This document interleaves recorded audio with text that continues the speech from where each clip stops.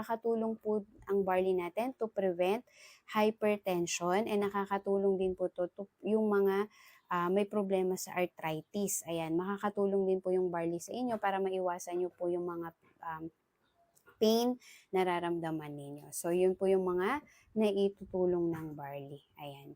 So, yung barley din po is a source of relief from ulcerative colitis. And napakalaking tulong po ng barley para mapalakas po yung ating immune system.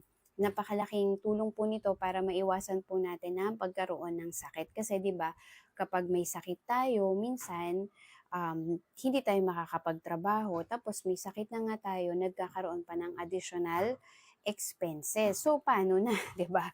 So, mas maganda na kaysa ang gagawa mo ng paraan yung pagpapagamot na or pagpapagaling, gawa mo na ng paraan na makapag-take ka ng barley every day para hindi ka na umabot pa sa point na magkakasakit ka, 'di ba? Saka ka susubok kung kailang may sakit ka na, kung kailang meron ka ng ginagamot. Kasi ang barley naman po natin is hindi lang po to para sa may mga sakit.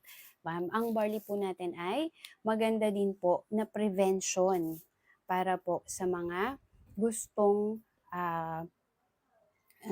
para po sa mga gusto na makaiwas